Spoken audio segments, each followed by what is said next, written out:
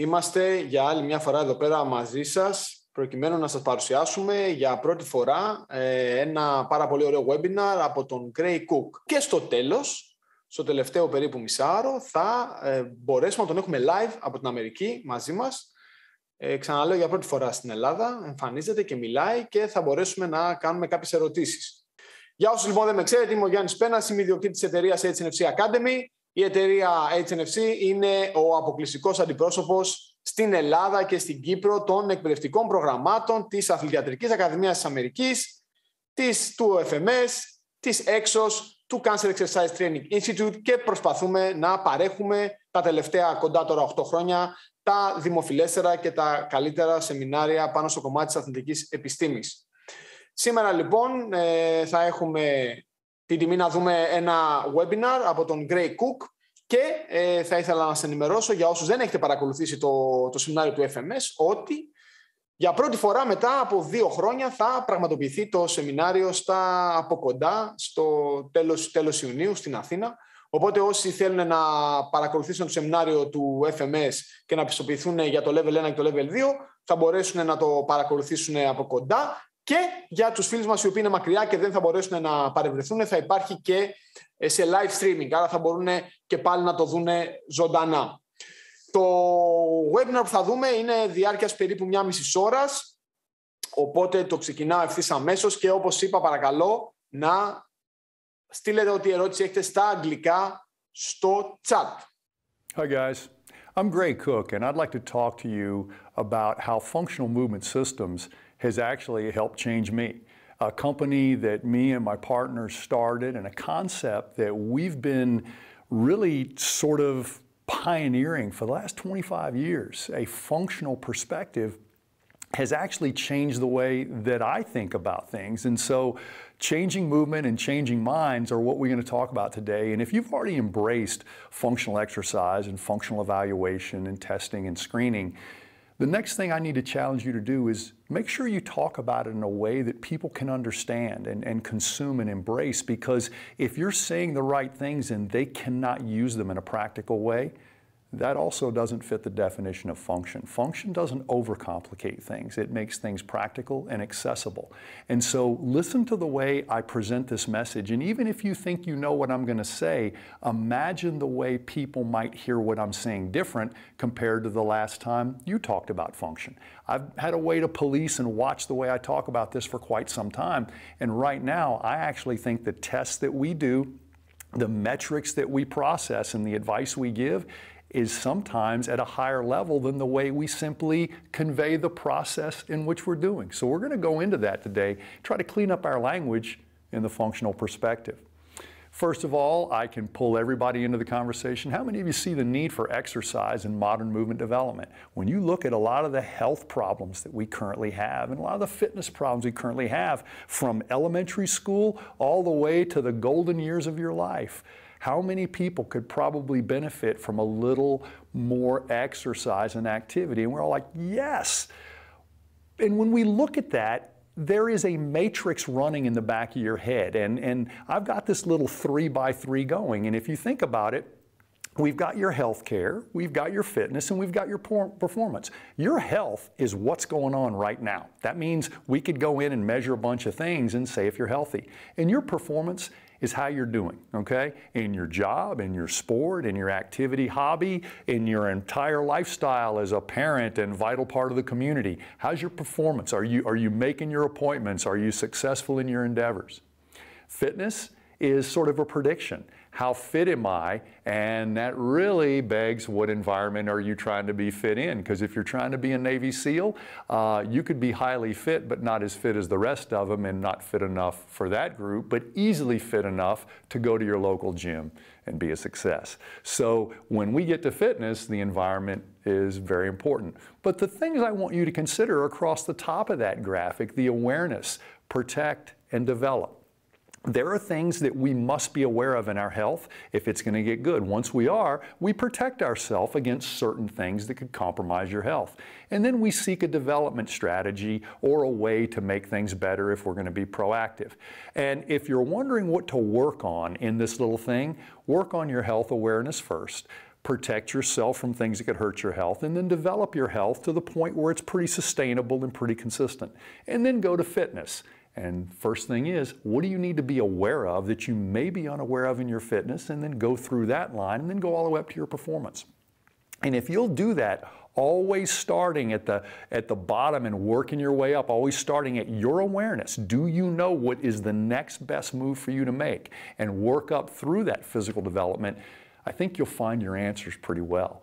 The problem is, this tells us what to do and not to do, but that kind of matrices doesn't tell us what to do differently. And that's where I think a lot of us can get lost in the advice we deliver. And hey, we're consumers too, in the advice that we consume.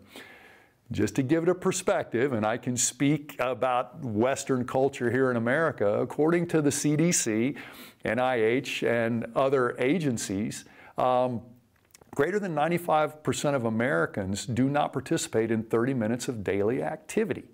Okay? 72% of Americans are obese or overweight. 60% of Americans live with a chronic disease, 40% with 2 or more. 50% of Americans report a musculoskeletal condition. But 81% of Americans believe they are in good or excellent physical health, according to a Gallup poll a year ago.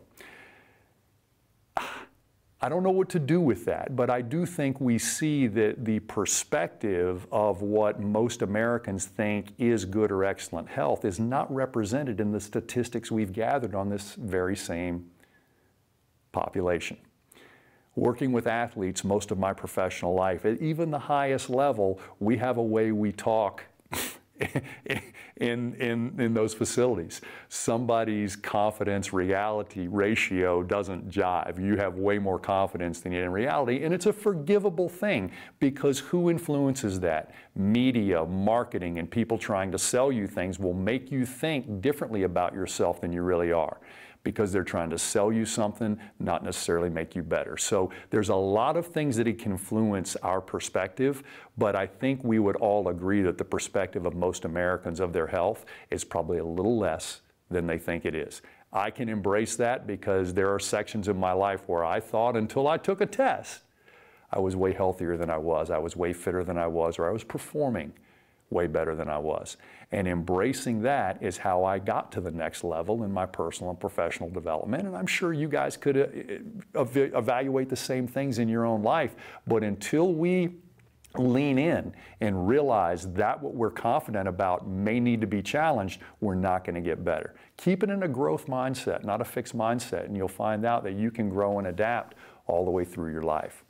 Now, there's a thing called the Dunning-Kruger effect, and this is a little bit of social science saying you're going to quickly become an expert in that which you're interested in, far before anybody else ever will call you an expert. And as you start learning more and more, you'll realize how stupid you are. And then it'll come back up, and even as an expert, you'll realize where you fail to be objective or where you are too subjective. But it's in that very early confidence that most people are getting ready to do something unbelievably stupid, short-sighted, or inappropriate.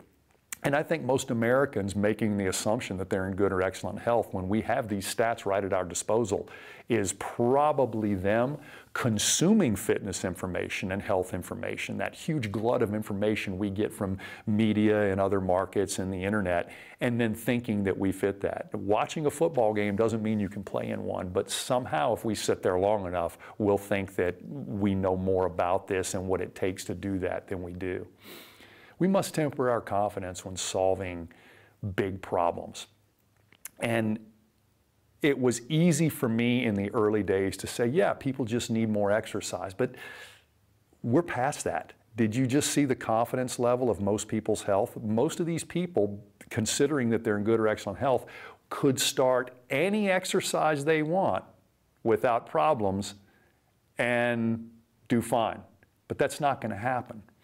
See, there's a thing called musculoskeletal risk factors, and your body is going to send us signals of how it's doing, whether you think you're doing well or not. And I've always trusted movement because being a physical therapist, being a strength coach, and being in orthopedic sports medicine all my life, I've been in the room where I can ask someone a question about the way they move, and then they can shut their mouth and move in a way I ask them to, and I can see if the check their mouth just wrote can be cashed by their body. And many people will think they have balance and then flunk a balance test. They will think their flexibility is average, and I'll have to tell them it's below average. They'll think their body comp is adequate, and we'll have to have a discussion about that. And it's okay. That's my job. My job is to get you back on track, and if you're misreading all the signals that the world's trying to tell you, then no wonder you're off track. If you've got pain with movement, if you have a previous lost time injury, if your BMI is too high, your grip strength is asymmetrical or low, or if you have low cardiovascular fitness, like flunking a stress test, I think it's obvious that exercise could be a risk factor for you. Over in fitness, we have some other risk factors, but I don't really think that there's a lot of digestible information there for the person who's just trying to get a little fit and doesn't want to go out of their way to work with or meet a professional. They just want to start chipping away at this health and fitness obstacle. Well, how many of you see the need for corrective exercise in modern movement development? Because we have two things we talk about. We talk about exercise, just general fitness, and we talk about corrective exercise. And if you've worked with a chiropractor or a physical therapist or an athletic trainer, a wellness coordinator, a strength coach, or a personal trainer, they will talk about exercise in two different ways. They'll talk about the conditioning and they'll talk about the corrective. Conditioning is getting you ready to get into an environment and do well in that environment. And corrective means you're not even reading and writing movement competency at a level where you could respond in that environment. Okay? So there's nothing about running track that's going to give you flexible ankles. Track and field expect you to show up with flexible ankles and make them faster, stronger, and more stable. Now, if we catch tight ankles, there's a lot we can do, but what if we don't catch it? We're going to start building everything about your running performance on a shaky foundation. See, the kid in the back of the room that's making poor grades may not be able to see the board. You can go slow, you can talk louder, you can do everything you want to help them learn, but until they can see what they're supposed to see, it's not a learning problem. It's a sensory input problem. And if you have to work in your body around a tightness or a weakness or a left-right imbalance, you will make decisions at a subconscious level without even thinking about it that will actually alter the way you can learn new information because you're already compensating out of the gate. Okay? These are people who need to correct their situation before they try to engage a new environment or a new stress or a new population of people they want to compete against. What needs correcting? Well, it's pretty simple. Mobility and stability, flexibility and control, timing and coordination, posture and movement patterns. These things need correcting because most kids who grow up in a normal and active environment get these things with no training or no technical support. They learn to run, jump, carry, and climb as authentic humans with very, very little instruction because these aren't high-skill activities. This is not a cartwheel. This is not running on a balance beam or throwing a curveball. This is the basic humanity of getting around in your environment. And when these things are broken, we quit imposing environmental loads and go back and correct the way you interact with your body and basic shapes and patterns in your environment. Now, when we look at musculoskeletal risk factors and we push those health risk factors over on one side and those fitness risk factors on the other, the work that my colleagues and I have been part of for about the last 20, 25 years has given us this movement screening, testing, and assessment things that provides additional markers. So you can have the risk factors over in health and the risk factors in fitness, and I think you'd almost have to meet a professional to check some of those, okay? You know if you have pain with movement, but a lot of the other things you need to check. But there's something in the way you move that even if you don't feel bad right now, and even if you think you're fit, there's a few shapes and patterns in the way you move that if you score poor enough there, It's an additional risk factor. And I need you to embrace this information so you can talk cleanly and clearly to the people you help about these factors. I'm keeping it simple today, and I need you to keep it simple because in there lies your opportunity to make a difference way quicker than anybody else has ever made a difference for them. And if I've got one thing in my career, it's the fact that when people think movement won't change, and my team, my colleagues and I have changed movement, that's how we've done it. I'll do it on stage, we'll do it in the room, we'll do it in the clinic, we'll do it in the gym, simply saying there's two levels of movement: response and adaptation. The way your body is processing information can be sort of modulated or changed very, very quickly. And then the way your tissues adapt to the right kind of stress over time, that's going to take a couple of months. But I'm talking a couple of minutes, a couple of days, or a couple of weeks. There's no time for your structure to change, but there's so much adjustability that when we see things change quick in somebody, we know it's mostly a functional problem, because how many problems on your computer or phone get fixed by turning it off and turning them back on, and all of a sudden they're processing better? So when we look at a lot of the technical problems we have with our devices, they're functional, not structural. You can make things move better without changing a part. And there's a lot of people out there thinking the only solution to their knee pain is a titanium implant. And that's a shame, because there are a lot of solutions, but not if you don't start asking questions earlier, and not if we don't start embracing risk factors before the only alternative you have is an orthopedic surgery. Now, what I did is took some liberties with that matrices, that little 3x3 matrices of consideration, and what I did is I slid in a level between health and fitness. It's called wellness, because health means you have current health issues. Wellness means that you don't have many risk factors. And a lack of wellness means even though you may feel fine today, you've stacked up a pretty impressive block of risk factors where I don't think I'd like to trade places with you right now, meaning get those off your plate if you can.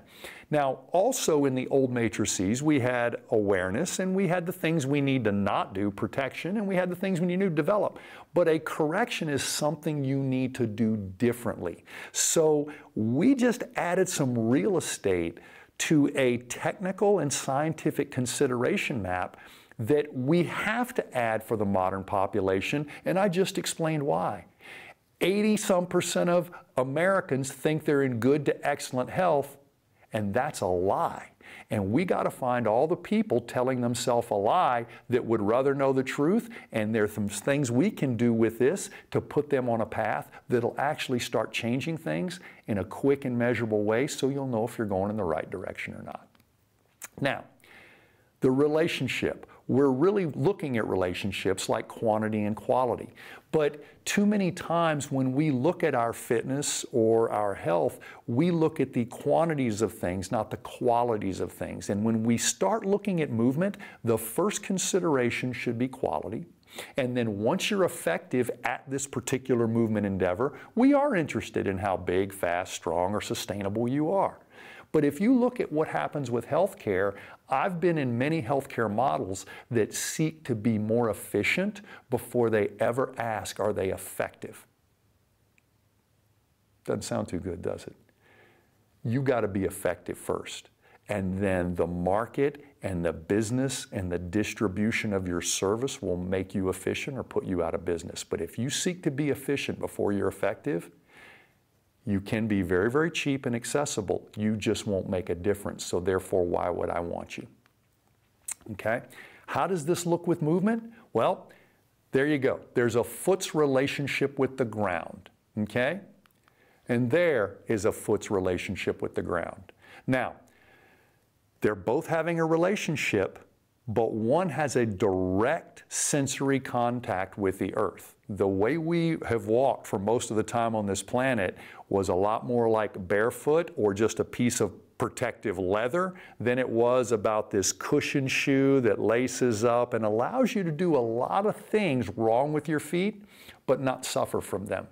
And I think what we have here is when we do try to engage the world without gloves or shoes, we start treating our hands and feet a little bit better. And our hands and feet are huge sensory organs. And therefore, we start behaving differently without that extra degree of protection. And it's called self-limiting behavior, meaning in every behavior, there's a weakest physical link. And the natural thing is, if we listen to that weakest physical link, we won't overdo it. If you protect your feet, you can run further than you need to run today. If you don't protect your feet will be the limiting factor in walking and running today.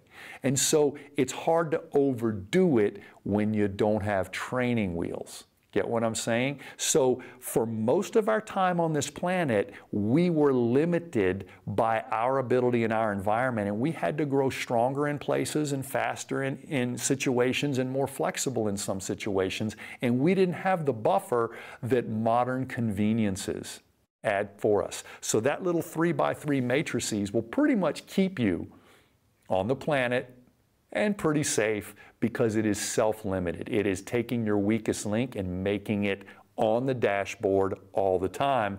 And it may not hack your way to the agenda that you want as quickly as possible, but that's only something that we've embraced in modern times, that you can get good at something way faster than your ancestors did.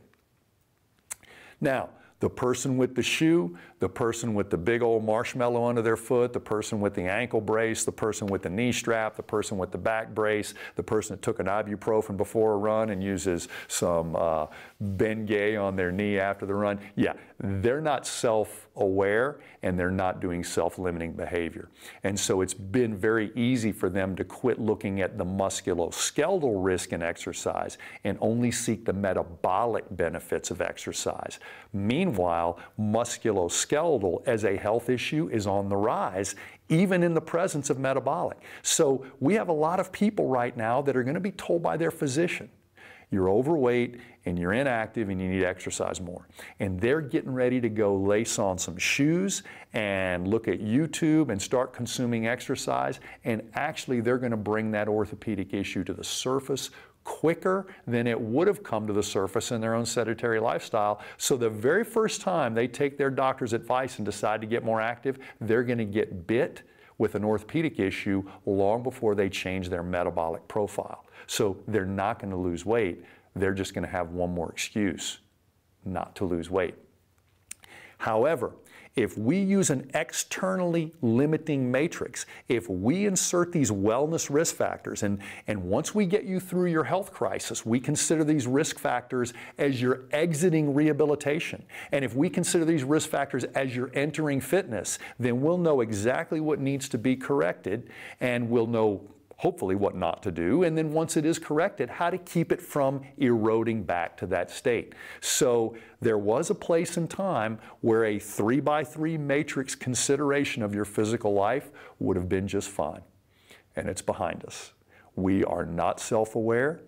I have not been self-aware of certain things. Things have been made too easy for me. Certain exercises were unbelievably unproductive, but I didn't have a feedback loop, so I didn't know which exercises and activities were a waste of my time and which ones I needed to double down on, and I didn't have the feedback loop. So I am both a client of this system and one of the people who developed it. But what I want you to do is lean in and be able to understand the population and the way they move and how they think about movement is getting worse quicker than we can fix it. So we've got to take a radical approach and a different perspective, because the same old has been 20 years, and on that watch we're getting sicker and heavier and less active. Defining corrective exercise. We'll call that the language of physical action. We have professional actions, and those professional actions will give us influence over people. And what are those stages of influence? If we're making influence, hopefully it's positive, and if it is, we need to gauge that progress so they can have feedback to know they're investing their time and energy wisely. And then how do we build and maintain the movement that we gain? So if you've been through a health crisis, hopefully you come out of it a more self-aware, proactive person. If you've been through a musculoskeletal injury, hope you learned something in that journey, not just to make the pain go away, but maybe how to drive this body a little bit with a little more integrity next time you have a thing. So professional action, what I'm talking about here, find a functional problem. I think if you're in healthcare already, you're already doing most of your job of getting that problem resolved. But you're not even coming close to stacking up the risk factors that are probably going to lead to either slow rehabilitation or put the person at risk in the future. So, if you look at healthcare, we created this selective functional movement assessment, which is a movement assessment that already knows you're in pain and already knows you're in some way disadvantaged, disabled, or dysfunctional. We have no illusions that some of these moves won't tell us where you're painful, and some of these moves won't show us where you're dysfunctional. And when we do that and maybe get you out of this low back crisis or this neck pain or this wrist problem, we don't just repeat that test because we already know you're doing better. You told us you're out of pain. Your measurements are better. You're moving better. You're feeling better. You're sleeping better. We got to upgrade the test because the SFMA doesn't show us the risk factors you're going to have in the future. It shows us the problem you have right now. But as you're finishing the care process with me, I'm going to take it up a notch. If you're going back to any level of an active life or you have some physical goals or this little crisis that you currently have has maybe changed the way you want to treat your body, then you're probably going to seek more opportunities to move or maybe work a little better this time on your physical life. That's when the movement screen comes in handy because it is your exit exam. Think about this in school. Before I have a course in physics, I have an entrance exam that just shows my base knowledge of some of the tools I'm going to need in physics. But when I leave that class, you better give me a different test. Same thing with healthcare. You come in with a musculoskeletal issue, we're going to treat you very kindly with gloves on and do a lot of things to protect the situation. When you're going back out to the big wild world and you're going to start consuming exercise advice off YouTube and the local gym and stuff, I'd like to know what this movement sample is. I have to advise you, you still have a few risk factors, but you've knocked off 3 of them. And then we can do what we want with that. We can refer you to somebody who embraces this model, or you can consume some wellness through us until you're pretty much self-aware and can participate in most exercise. Now, in wellness, it's a little bit different. We do the FMS, but many of the people who come through a wellness situation feeling fine might have pain with a movement pattern. And it's surprising to them, but what they don't understand is they've learned to avoid that movement pattern, but most exercise programs are going to wake it up anyway. So better to know it now on the front end than find out through boot camp or spin class that your low back is going to hurt. If you have pain on the movement screen, back into the medical model as a proactive investment in your current safety, health, and managing that risk. And if you get through all the metrics of the FMS, we go straight into a capacity screen to entertain your fitness goals because your movement is good enough. You passed your qualitative movement standard. Let's look at quantities and see if they meet the environments you wish to play in, perform in, compete in, or work in. Now, going to go through some word clearing here because I am a stickler on using our words correctly. FMS is a strategy, okay? And it uses movement along with a lot of other risk factors and questions and metrics to sort of stage the way that you put together your journey toward better movement, toward less disability, less dysfunction, or a high-end goal like running your first marathon. It doesn't matter. You're going to be on the movement spectrum somewhere, and our strategy says we will meet you where you are. We will not skip steps, and we will tap into the human movement operating system that says the central nervous system likes what's happening or not. Now, most people have designed exercise on metabolic models, biomechanical models, and kinesiological models. But when we do things that immediately make you breathe and balance better without even realizing it, we know your central nervous system liked that movement nutrient. And we've been watching those gauges for over 20 years. Strategy is how you fight the war. It's your system, okay? Now, tactic is the art or skill of employing the available means to accomplish that end. But if you got a hammer, everything looks like a nail. A hammer doesn't make you a carpenter. A full toolbox and a skill set that can use those tools make it. So I found that a lot of people who have a very limited number of tactics all of a sudden let their methodology rule the day instead of the situation in front of them. I like to have a big toolbox, but rarely does any one patient, client, or athlete get all my tools. They get the tools that suit their situation now. And it's very easy for us, both in healthcare and fitness, to adopt a new tactic or methodology and think that's our strategy. That's not your strategy. Your strategy is giving holistic care to the person in front of you, doing no harm, dispensing good advice, and creating feedback loops that demonstrate how good that advice is. If you're not doing any one of those things, I'm not working with you very long because I will sniff that stuff out. I do that in other consumption of products, and I like it when people hold me to that level of accountability, both in health and fitness. Tactics are how we fight the battle, your methods. And so you may use 4 or 5 different tactics in the strategic journey to get this person's mobility better, or this person's body comp better, or this person's balance better, or resolve this person's pain. So tactics are tools, strategy is the job, okay? Don't mess that up. Now, we need tight feedback loops. If you're going to basically do something, then you need to know what happened. And there's 2 ways I can collect that information. I can ask your conscious brain and you can give me a verbal response, or I can ask your subconscious brain and you'll move better, worse, or the same.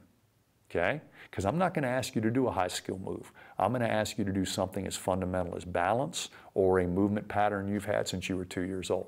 And I'm going to see if that got better or worse. So if your mouth says you got worse, but your balance, your breathing, and your blood pressure just got better, maybe you're just not self-aware.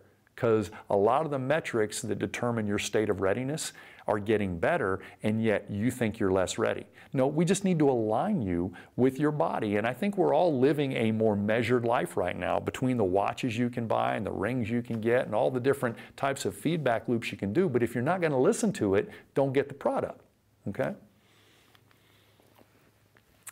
The baseline is your objective marker. We've got to have some intake information to determine your state of readiness right now and some of the other risks that you have. And then we need to inject something, an activity or a methodology, and then we need to measure how that affected your conscious and your unconscious state of physical readiness.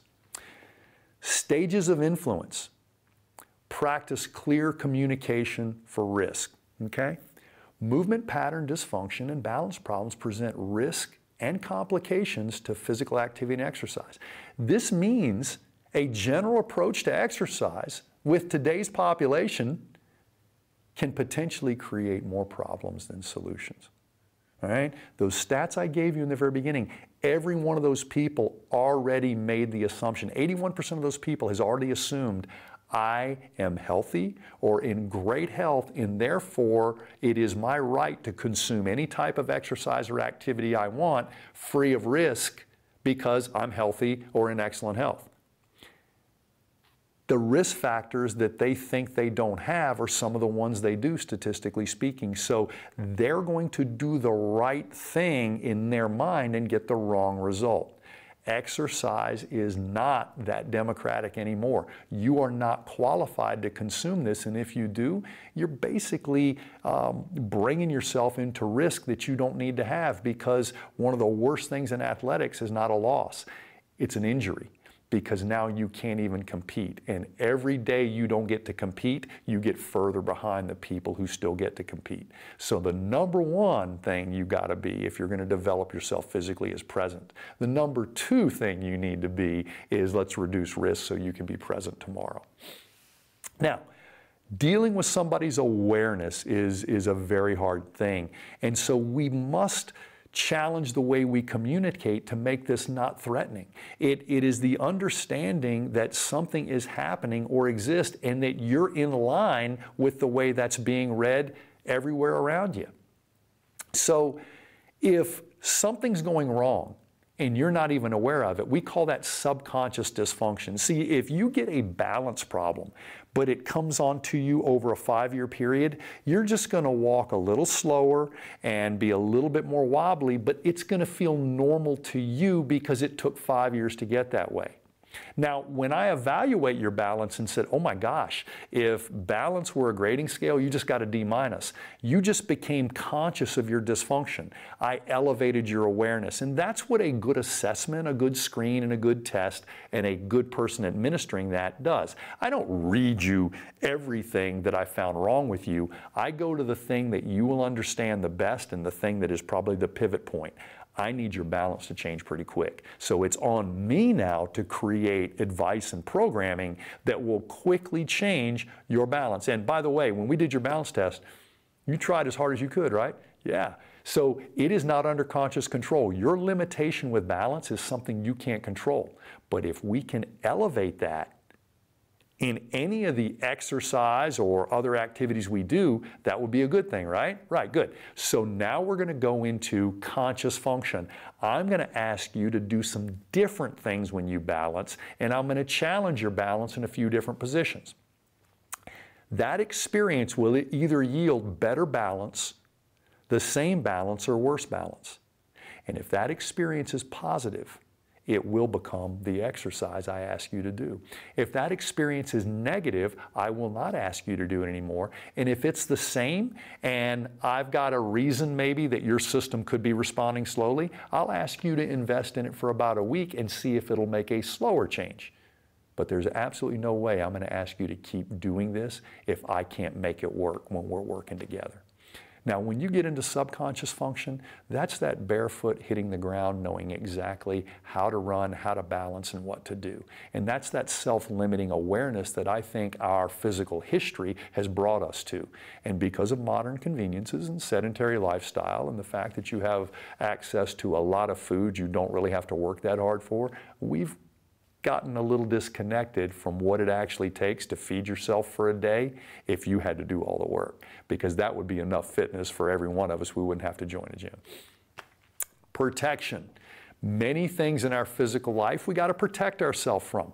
I'm 54 years old. I'm not involved in contact sports anymore unless my youngest gets me on the trampoline, and then eventually there's going to be something going on there that I'm probably going to get hurt. But it's the act of protecting or being protected from something. So many times in the gym, we will limit how much weight people use, or we will limit how much range of motion they move through. In yoga class, we may limit a few postures and positions, and in the workout of the day, if you got a bad squat and a good deadlift, even though the workout of the day said squat, you're doing deadlift because you bring honor to that move, and this move needs to be one-on-one until you get it right. So there's things that we do in healthcare and in fitness that no, you're not doing that right now, okay? And that is a restriction, but it's temporary, hopefully, for now. And that's what people need to hear. I've worked with runners my whole career. I said, we're not running this week. And it gets a little hard to hear, but it's very hard for me to change the way you're running in a meaningful and productive way if you keep repeating the same behavior. The more I let you do a bad habit, the more that bad habit becomes ingrained. And what we're seeing is, with most people, it's the way they're running that is causing the problem that will eventually get them the chronic tendonitis, the arthritis, or something like that. So believe it or not, unless we've had an injury or a structural abnormality, it's the way you're doing your physical things that are creating most of your physical problems. And we've been proving that for a while, because when you flunk a functional screen and then we do a few things and you pass it very quickly, it means you are reading and writing movement patterns, not using the information available or skewing it one way or the other, not to be productive. A correction is different than protection. Protection means we're not doing that right now. There's only risk there. It can't be done well, so let's not do it. Correction is the action or instance of correcting something, such as bringing into conformity or aligning with a standard. And that's why movement screening and movement assessment is more quality-based than quantity-based. Fitness testing and performance testing is more quantity-based.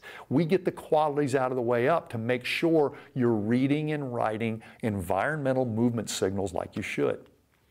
Correction is supplementation. If you have been vitamin and mineral deficient, I want to get you on supplements as soon as possible, but supplements get you back to normal. Would I like it even better if you could start eating different so you didn't have these deficiencies? Absolutely.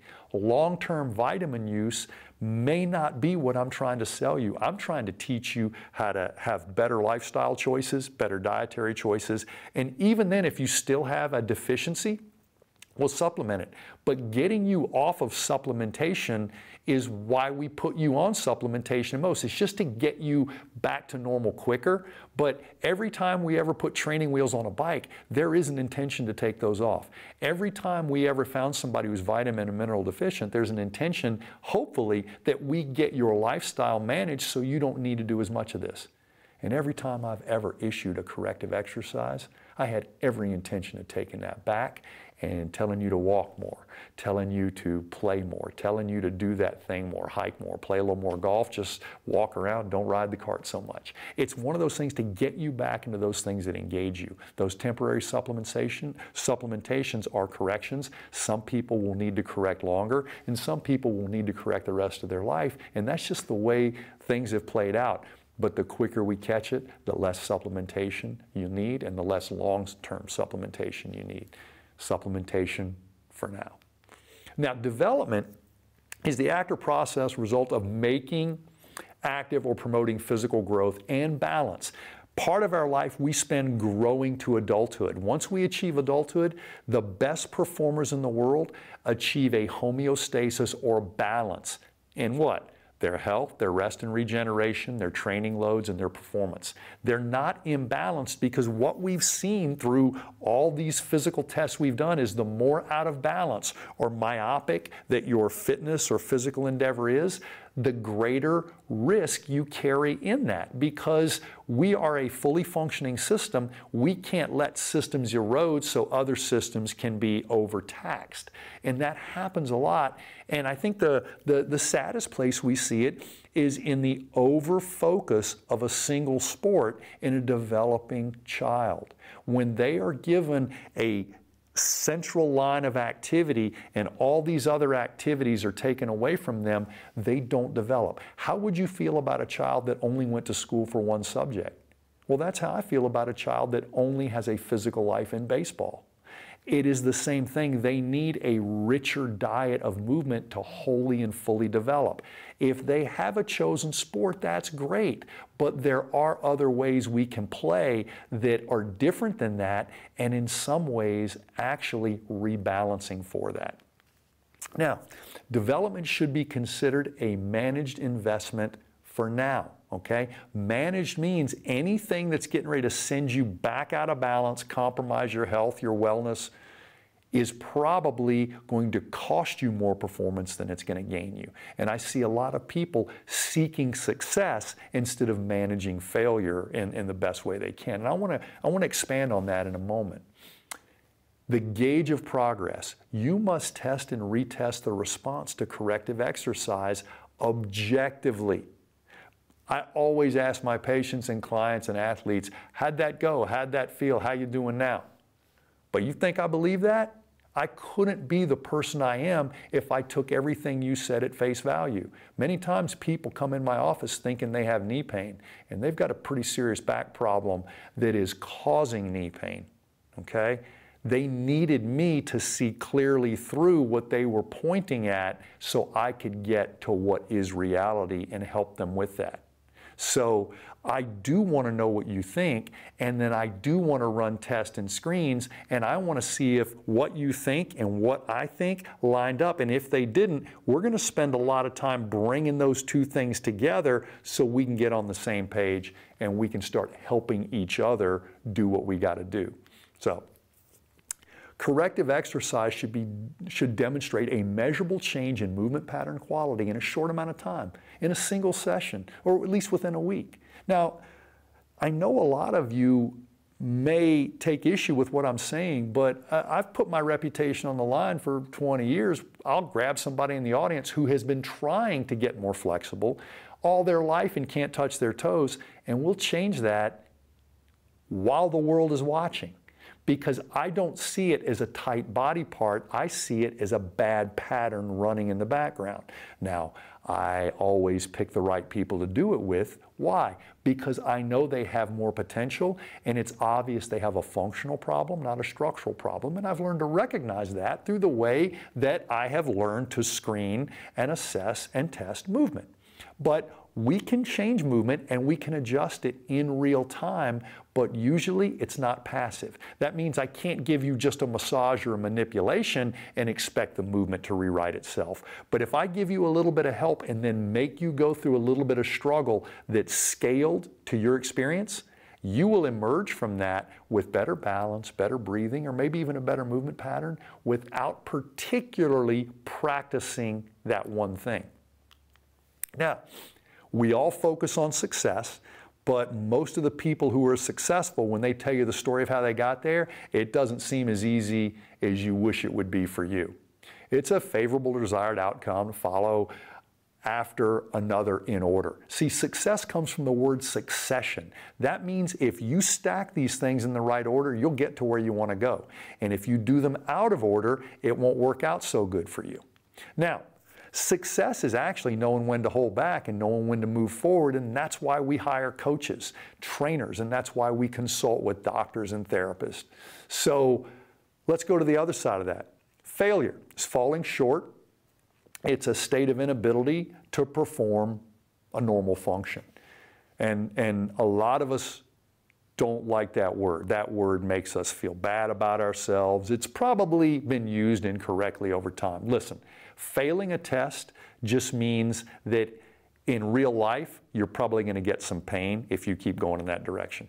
When I fail 8th grade math, that pretty much means I'm not going to fare well in pre-algebra or algebra. It is forecasting something, and the minute we try to manipulate the test so we look better than we are, the test ceases to help you. So if everybody gets a participation trophy, how do we know what to work on? Now, I'm glad you showed up, but we really need to be more transparent about what's working and what's not working in your life.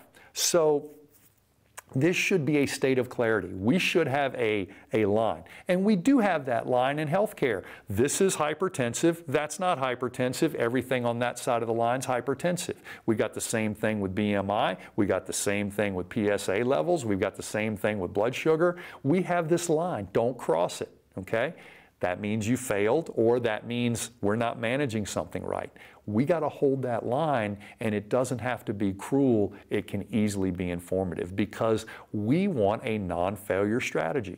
What's the best way to have great wellness? Don't fail your health test. What's the great way to have great fitness? Don't fail your wellness test. What's the great way to have performance? Don't fail your fitness test. So if you strategically don't fail working up the ladder to performance, you'll find it. You'll get there. It may take you a little longer. You may feel you're not quite as talented, but most of the talented people in the Hall of Fame say, my talent didn't get me here, my hard work and my grit did. The talent was the thing that got me noticed. Everything else got harder after that. So non-failure, enough to meet the needs of the situation or proposed end is sufficient. So we're going to get you there, and instead of focusing on being the best at everything, don't fall below the metric and expect to build on that foundation. Own your health, own your wellness, own your fitness. Here's your performance right here. Now you know what to work on.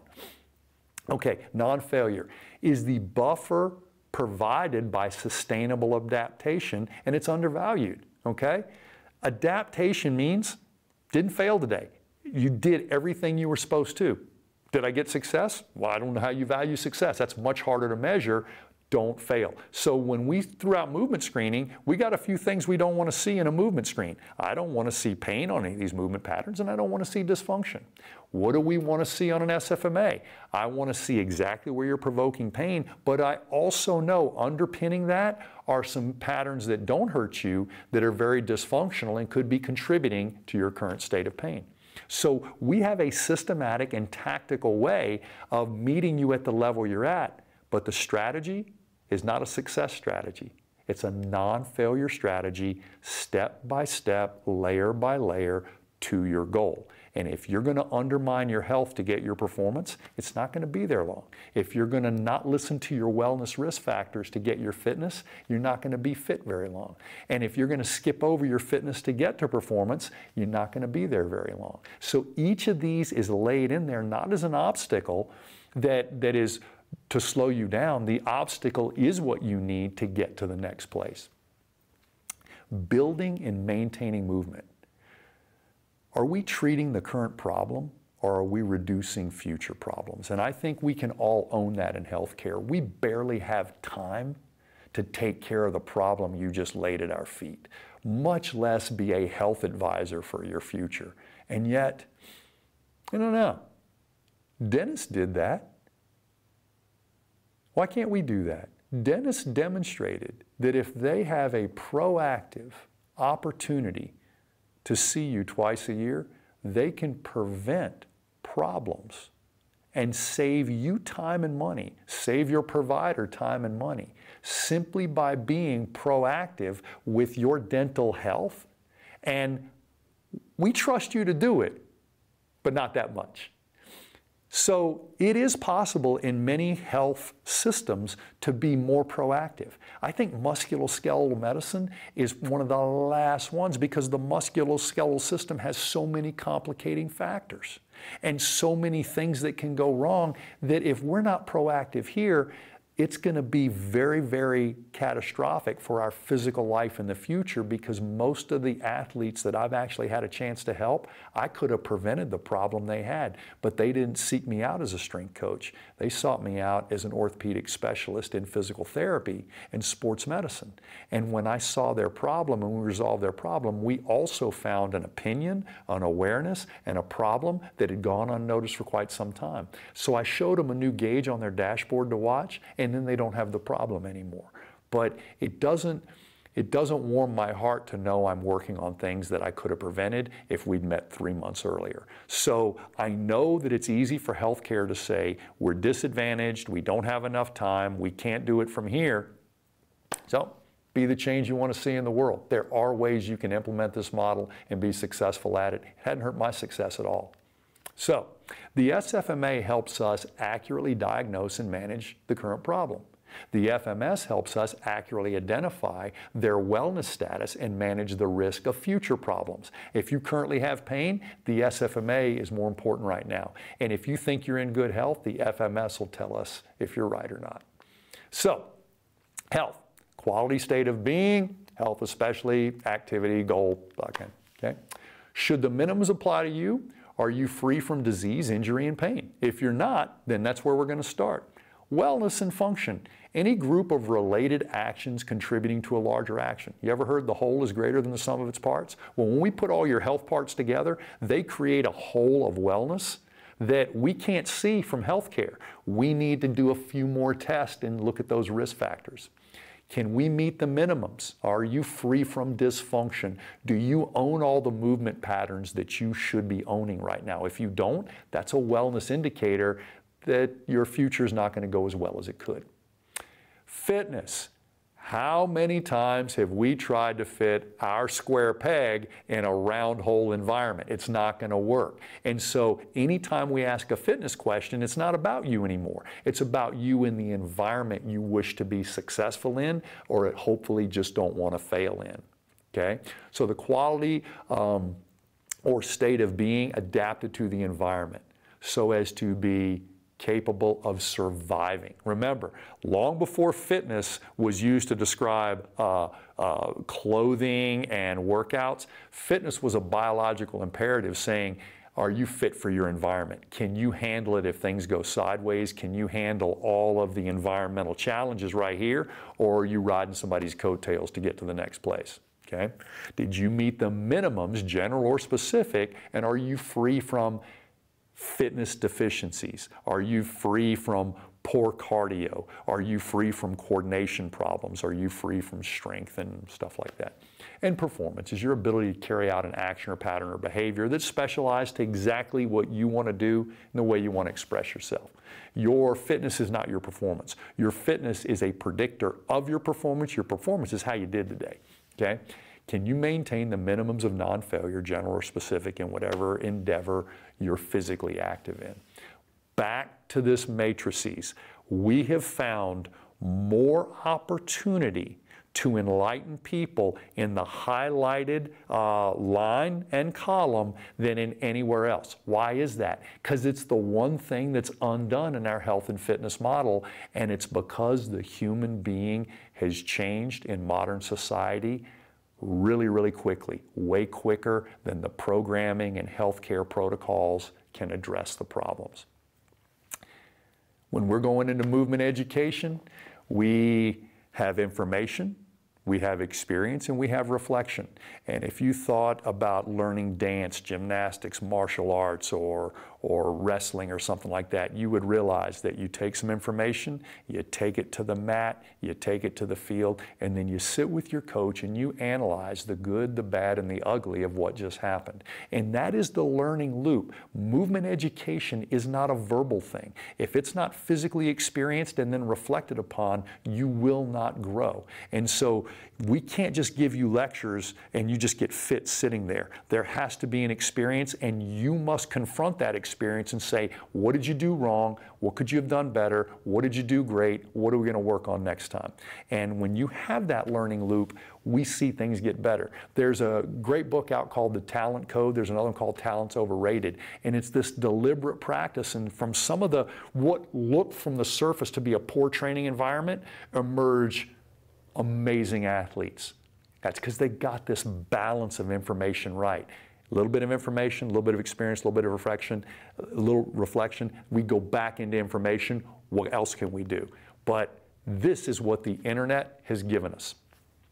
We consume a lot of information. We become an armchair expert, and there's no need to reflect because the Dunning-Kruger effect is in play, and we just became an expert. We watched 4 videos. We've done nothing. And there's no expert in the room telling you you're wrong. And unfortunately, that's the way a lot of people have formulated their opinions about health and fitness. How else could 81% of America think they're in good to excellent health? Okay, so I'm going to show you some technology that's as old as yoga or martial arts that we've tapped into that has been largely undone in the way that we do change movement when we find a movement problem. First of all, what's the difference between a movement experience and a movement exercise? Well, a movement exercise is just something we tell you to do. A movement experience is something we give you a little information, we have an experience, and we get some reflection. So experience is actually perception. That's the way you're processing this activity. Exercise is an information. It's dance steps, okay? And if that can create a good experience, then we got something to reflect on. And if you just did the drill and asked me how you did, we don't have anything to reflect on because you don't know what you just did, okay? Perception creates movement behavior.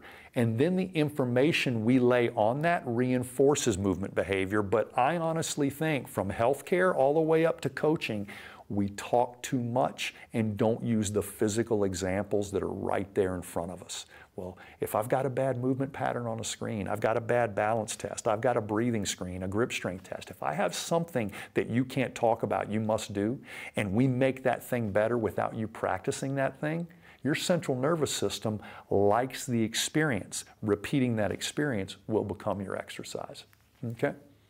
We use our system to drive awareness and practical action. Our tactics create measurable experience, which reinforces awareness, all right? And it's a really quick feedback loop. Try this, let's check that. And it works about 80% of the time to some degree if you're measuring right. 20% of the time it's not going to work. So those of you who need to be right all the time, you're watching the wrong video and you're talking to the wrong guy, because it's my mistakes that allowed me to refine this model so you don't have to make these mistakes. But if you try to beat this model right now with a great little tactic or protocol, you're going to miss something because your strategy is more about the dance steps you want to perform than the people you want to get dancing. Okay? So methodology versus systematic, logical approach. Now, we're going to go into the things that we actually have to correct in people, because I am a physical therapist, I'm an orthopedic specialist, and I realize that the two root causes of movement pattern problems are mobility or motor control. And when we want to protect, correct, and develop your mobility, there's certain things we got to do. And we want to protect, correct, and develop your motor control, your coordination, and your timing. There's things we want to do. Just to be clear, your mobility is your freedom of movement. That's how much flexibility and range of motion you have. Your motor control is, do you own every degree of that in a controlled way so that your flexibility and your movement go hand in hand. Some people are really flexible and they can't control movement really well. Some people are really stiff and the little bit of movement they have, they control it really well, but they can't get into half the positions they wish they could. Now, what I want to show you is the way the human brain looks at mobility problems and motor control problems. How do we protect mobility problems? Okay? These bullet points are great ways to protect mobility problems from getting worse. So the minute I identify a mobility problem, I have every one of these things in play that I need to do right away if I'm going to be responsible. How do we do it for motor control problems? The exact same way, okay? We've got to reduce that postural load, the neurological complexity. We've got to reduce stress and meet you where you are. Most people who see a bad movement pattern from healthcare all the way to performance try to coach that pattern. We don't. We understand the developmental progression. We take you back through the body postures from laying on the ground to standing up and say, at what one of these postures do you start to get that pattern back? And that's where we start you, because that's what life does to you when you're learning how to walk. If you're not walking well today, it didn't say we're taking crawling away. It just said not many more steps for you today. You're going to fall a lot. Most babies won't participate in that activity. They'll drop to their knees and they'll get to where they're going however they can. That resourcefulness is how your neurological system learns to refine movement. How do we correct it? The exact same way. And how do we develop it?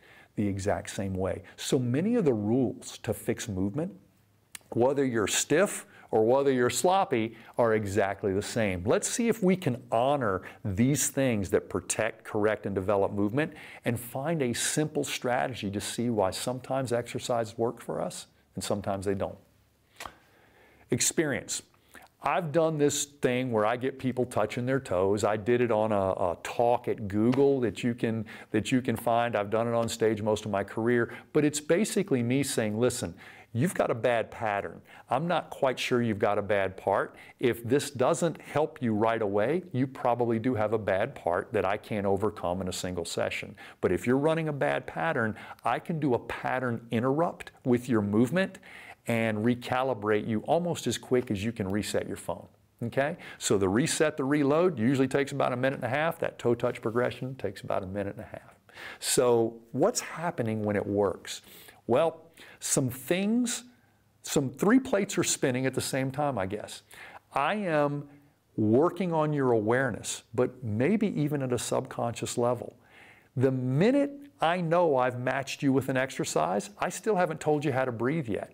But if your breathing is out of sync with what you're doing, if you're over-breathing, under-breathing, holding your breath, or it's not connected to the way you're moving, we'll make some suggestions there. Now, it took the West and everything that we've created to disconnect movement and breathing. Remember, martial arts and yoga are driven by a welding of your breath and your movement, meaning there is a certain breath that helps each movement and there's a certain movement that demands each breath. And so we can really get into an invigorated breathing thing like doing some kettlebell work, or we can get into a very, very controlled breathing thing like doing some static meditation and everything in between. And you'd be surprised how many people have one way to breathe and they bring it to everything they do, and they complain about headaches, fatigue, and all this kind of stuff, and it's because they don't know how to modulate their breath and their movement to complement each other, and therefore they have all kinds of movement problems and aren't aware of their breathing, or all kind of breathing problems and aren't aware of their movement. So we work on, do you know you're stiff? Well, you just failed four mobility tests, so that may be driving it. We get your awareness there. We show you the only thing you can control in this moment right now is your breathing. It really is. And so if we can modulate your breathing, sometimes that changes the way the central nervous system is processing movement information. Especially if we've screened you or assessed you, we already know what movement pattern we're going to confront. I need to know how your awareness is. We're going to modulate your breathing. I'm not going to tell you how to breathe. I'm going to give you some suggestions to make your movement easier. Those suggestions may be, don't breathe so fast. Slow everything down. Hey, exhale when you're flexing, inhale when you're extending. Simple things like that. And I'm going to let you live there for a few minutes and let you see how much changing your breathing can control your movement. Some people, it'll blow their mind. Some people barely make a difference. But we've got to go through each of these steps, because one of these steps, awareness, breathing, or control, ABCs, is going to catch where their biggest mind-body disconnect is. And unless you run all three steps in the order where they are needed, you won't identify that. And this is what I'm talking about, running the experience before you assign the exercise. Now, everything we've done at Functional Movement Systems and everything we've designed our software and our apps to do help you with this process by highlighting the next thing you need to work on, but the ABCs are in play when you're working on that every time, all the time. Whether you're learning how to do an explosive movement or you're just learning how to lift your arm for the first time after surgery, they're in play, okay? The awareness philosophy.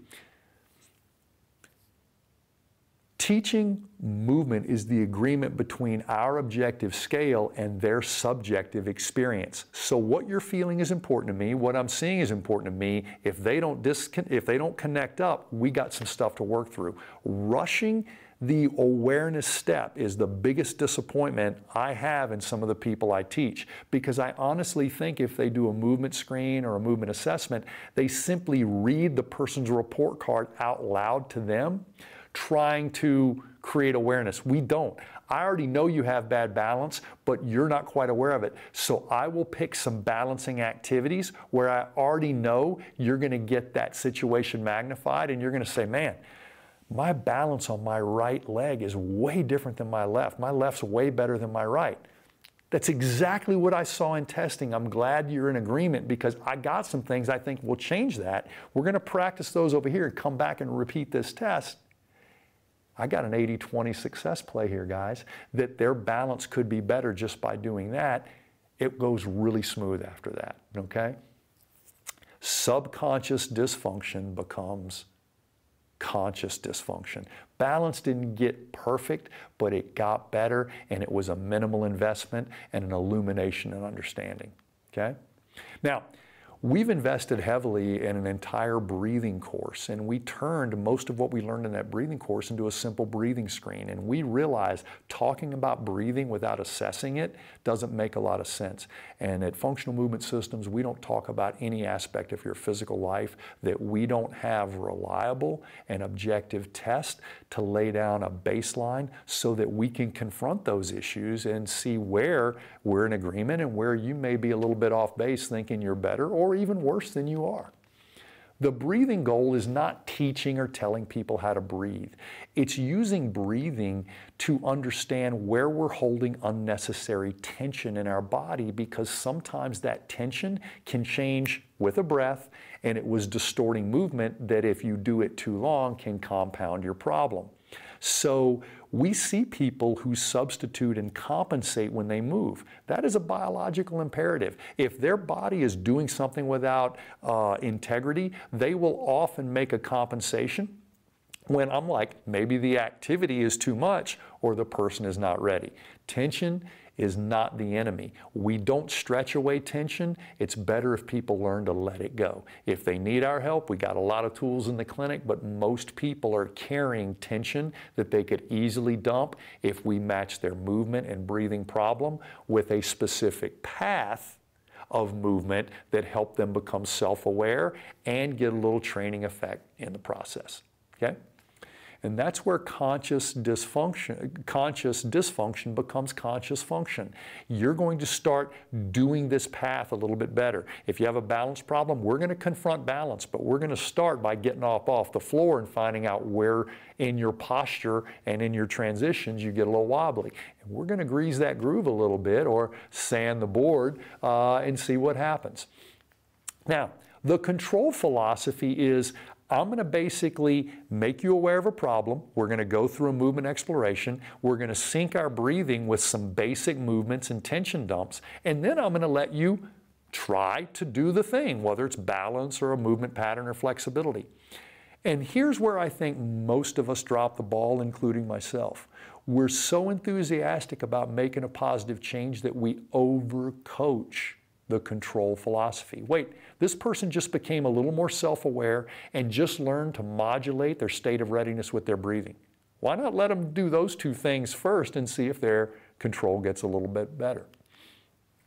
So, when I'm doing a simple and fundamental movement pattern, and I know I've got you at the edge of your ability in a sensory-rich environment, you're not a good squatter, but we're going to be confronting the squat. You're not a good balancer, but we're going to be standing on one foot. You're not a good bender, but we're going to be touching your toes. Okay? Do not coach it. Do not practice it. Do not train it. Play with it. Okay? Engage this movement pattern. It's not perfect. There's a lot that can be done here. The more you figure out on your own with me watching, the better off this is going to be. The retest is going to let us know, was that playful, enjoyable exploration and movement productive, supplementary as a nutrient in any way? And if it is, I'm going to recommend it, because you need to play in this lane a little bit more until you plateau. Until you no longer get better from doing this, we're going to keep doing it. And that is the way we dose the corrective exercise. It doesn't follow fitness rules with frequency, intensity, and duration. It's a central nervous system, state of readiness adjustment that would make most of our clinical treatments work better and will complement most of our manual therapies, like the tissue work and the joint work that we do on people with our own hands. This is not an exercise, it's a physical obstacle, and your own movement pattern is the obstacle that will change. And it will change when your flexibility and balance start working a little more together and not apart. So play with this like an obstacle. You will soon overcome it, but this is the path you need to be on. The two instructions I often give when people are practicing the final move that they're doing is slow down and sync your breathing. And what we do with these ABCs is we're moving you from not even being aware that you're dysfunctional to getting conscious about the dysfunction you have. In the exercise path we give you, your safety is maximized and your risks are confronted, but you got to follow the plan. If you had food allergies, you would have to follow the plan or we're going to have a problem. If you got movement allergies, you're going to have to follow the plan or we got a problem. Until you get through the plan, at which point maybe you're working in a self-limiting environment. Maybe you're self-aware, maybe you're self-managing with your rest and regeneration and your activity levels. Remember, you're running around on those marshmallow shoes not realizing that your ankles are caving in. You think you're getting fit, but you're practicing subconscious dysfunction every day. If you know where every rock in the road is, you can feel with your feet, you know when to slow down, when to speed up, and when your feet have had too much, you're already self-aware. So the ABCs are something that has come to me because my instructors and my colleagues and I have been practicing these in corrective exercise since the day we started screening movement. What we failed to do is tell you these are 3 separate stations. It's not one exercise. It's 3 transitions, usually changing spinal position, but one focal point is awareness, one is breathing, and one is control. And what I'd like to do is show you what that would look like. In the movement screen for the leg raise test or in the SFMA for the forward bend or hip hinge, we have an awareness drill that taps into a little bit of rolling and some of the mobility used in the happy baby type positions in yoga. And I don't care if you do it well or not. Can you even do this? Or can't you do it? Or can you do it on one side and not the other? That's all I need to know. Move to the next station. The next station looks like a static stretch, but what it is It's go to the point where you feel tension and then cycle a breath. So it is not a brutal stretch. It's putting yourself in sort of a little bit of a locked up position and then only exploring the movement where you can take a full inhale and exhale. And most people will admit to you right away, well, if I could hold my breath, I'd go further, and say, that doesn't make a lot of sense for life or exercise, does it? Because it's the one thing you can't do that's not sustainable. So better to back off all this exploration of tension and stretching and let your breathing modulate that. And most people will have a side when they confront both the left and right side that really loosens up when they just remember not to hold their breath when they're moving. So there's a breathing thing that people are going to learn there. Now, when we go through their awareness and we go through their breathing, and believe it or not, each of these little exercises has been picked specific to the path that they need to be on. And the path that this is designed to do is that hip hinge and that left-right asymmetry that we see a lot in our movement screening. It's sedentary culture. You're going to lose these movement patterns quite quickly if you're not in an active lifestyle or not exercising these, simply because we sit so much and walk so little.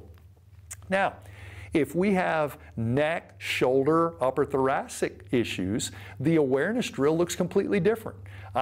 In a tall kneeling position, you could do this in sitting, standing. We can have a lot of different operations in position, but we're just simply turning with an alternate arm position looking over each shoulder, and then we switch the arm position, look over each shoulder. Can you see the same amount of real estate behind you when you turn this way as when you turn this way? If you can't, are you aware that your rotation is asymmetrical and limited on one side?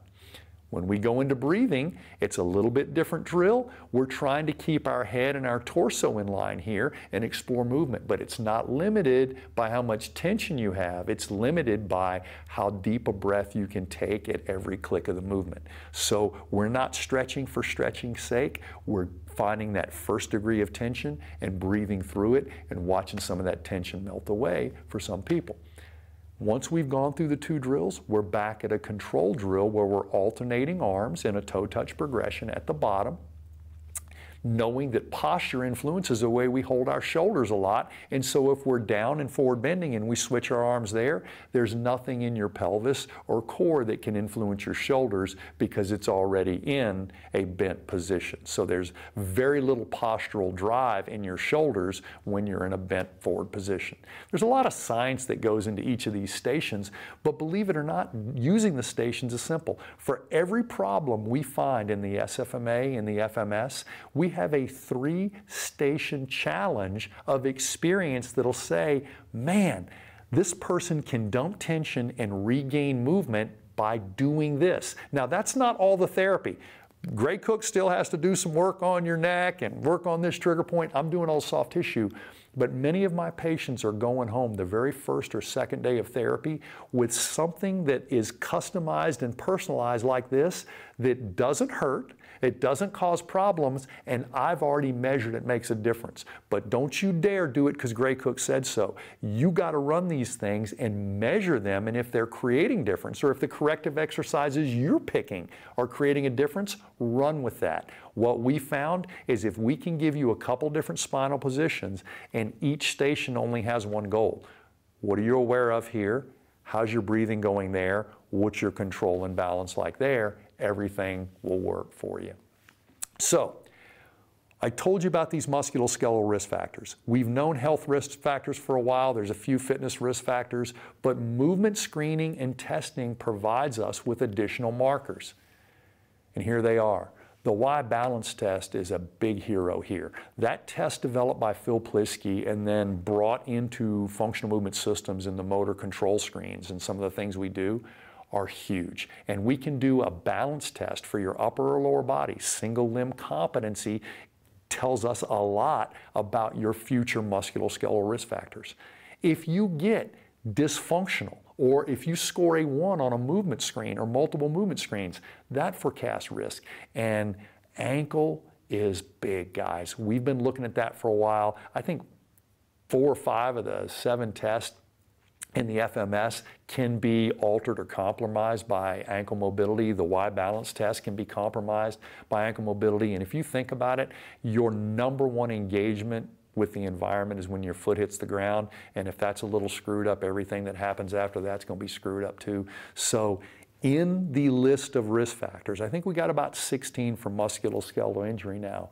Functional movement systems and the partnerships we've created have given us nonverbal, trackable risk factors that change in real time if you do the right exercise. And it doesn't look like boot camp, and it doesn't look like spin class. It looks like the ABCs, because the very first time you learn to walk, you got those right. So I always try to put my money where my mouth is, and for 3 years, my wife and I volunteered as PE teachers on a Thursday for K through 7 at a local school that didn't have PE teachers. And I'm not a PE teacher, and neither is my wife. But we know a lot about exercise, and we know a lot about kids. We've raised 3 of them ourselves, but I wanted to engage them. And we used the FMS team to come over to that school and set some baselines with screens and balance tests. But the last thing I did is Gray Cook FMS Correctives with these kids. We played, we made obstacle courses, we balanced on logs, we rolled around on the ground, we learned to tumble, we took our shoes off, we played. We increased movement screen scores, we increased motor control screen scores with balance, and we increased ankle dorsiflexion. We never once stretched. We never told them we were working on any of these problems, and they loved it. 1 day a week we played on obstacle courses. I simply gauged the obstacle courses that when I wanted more core, they had to crawl a lot more. When I wanted more balance, they had beams they had to balance on. When I wanted those arms to become engaged, we didn't do pull-ups, just hang from a bar, and stuff will happen. We pulled the shoes off, and they learned to jump by watching each other, not by our instruction. We had about a 40-minute class. The last 5 minutes of class is, we said, all this equipment will be here every other day this week. What are you going to work on until our next class? And they did, and they fixed it. So next time you want to talk to a movement expert, watch one. She's got a white shirt on right there. Thanks, guys.